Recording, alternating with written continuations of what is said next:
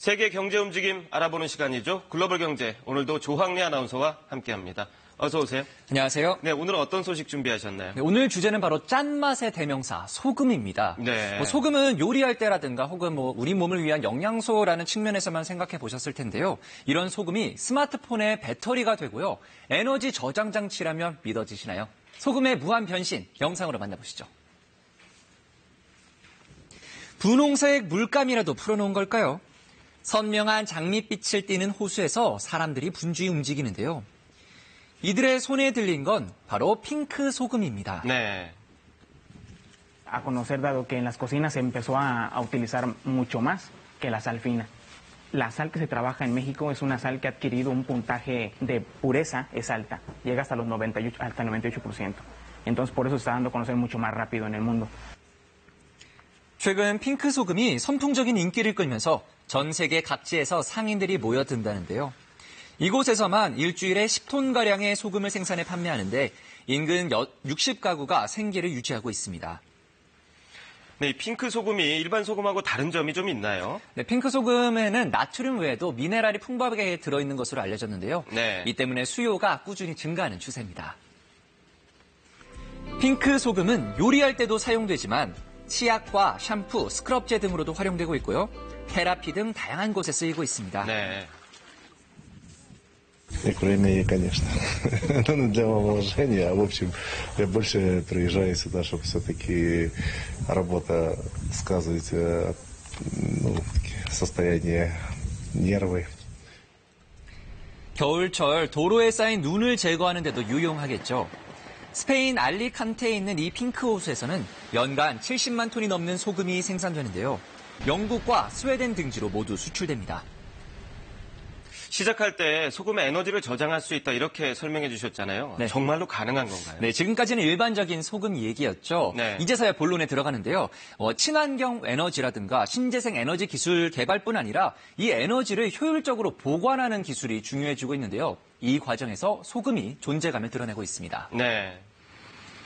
독일에서는 소금을 이용한 기술 개발이 한창입니다. 바람을 통해 얻은 열 에너지를 소금에 저장하는 방식인데요. 나중에 전기 에너지로 바꿀 수 있습니다. 네. The energy is stored thermochemically, so that means that it's locked in by a chemical reaction. Then the energy is released as very high temperature heat, up to 500 degrees. 가장 큰 장점은 소금은 수천 번 이상이라도 다시 쓸 수 있고 공정 중에 유해 물질이 발생하지 않기 때문에 그 어떤 방식보다 친환경적입니다. Für die Energiewende werden Speicherlösungen sein. Das ist eine Technologie, die uns diese Speicherung ermöglicht. Und ich glaube, ohne die Speicherung von Energie werden wir einfach nicht schaffen, den Kohleausstieg in Deutschland zu realisieren. 만약에 이런 기술이 상용화된다면 그동안 돈은 많이 드는데 관리가 어려웠던 특히 최근에 국내에서는 화제가 잇따랐었거든요. 네. 에너지 저장 시스템 ESS를 대체할 수도 있을 것 같은데요. 네, 아직 상용화까지는 조금 남아 있는데요. 네. 현재 이 태양열 시스템은 치명적인 단점이 있죠. 해가 떠 있는 낮에만 전기가 생산한다는 겁니다. 그렇죠. 하지만 소금을 만약에 이용을 한다면 저장 장치를 쓰면 밤에도 전기로 바꿔 쓸 수 있고요. 또 비용 측면에서도 뛰어납니다. 네. 물론 이런 소금은 사람이 먹는 소금과는 다릅니다. 질산 나트륨과 질산 칼륨의 혼합물을 고온에 녹인 소금을 사용하는데요. 미국의 한 태양열 발전소의 경우 이 저장 장치를 활용해 해가 지고 난 뒤에도 10시간가량 전력을 공급합니다. 인근 7만 5천 가구가 혜택을 보고 있습니다. 그러면 이 기술을 확보하기 위한 기업 간의 경쟁도 한층 더 치열해질 수밖에 없을 것 같은데요. 그렇습니다. 구글의 모기업 알파벳도 이 사업에 뛰어들었습니다. 네. 지난해 연말 신재생 에너지를 소금에 저장하는 시스템 가동에 들어갔습니다. 네. 그리고 이번 프로젝트에 마이크로소프트의 빌 게이츠, 아마존의 제프 베이조스, 버진그룹의 리처드 브랜슨 회장 등 억만장자들이 대거 참여한 것으로 알려졌습니다.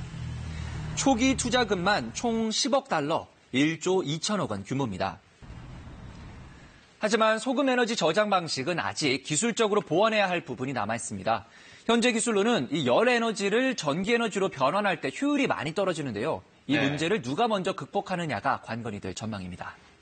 말씀하신 대로 아직 한계가 있긴 하지만 소금이 새로운 에너지 저장 장치가 될 수 있다. 이 점은 분명해 보이는데요. 네. 하지만 소금의 가능성 여기서 끝이 아닙니다. 네. 최근에는 이 리튬 이온 배터리의 대체제로서도 주목을 받고 있습니다. 리튬 이온 배터리는 스마트폰과 전기차 등에 활용되고 있죠. 하지만 가격이 비싼 데다 한정된 매장량 탓에 고갈에 대한 우려가 커지고 있습니다. 네. 그래서 과학자들이 새로운 소재를 찾고 있는데 그게 바로 소금입니다.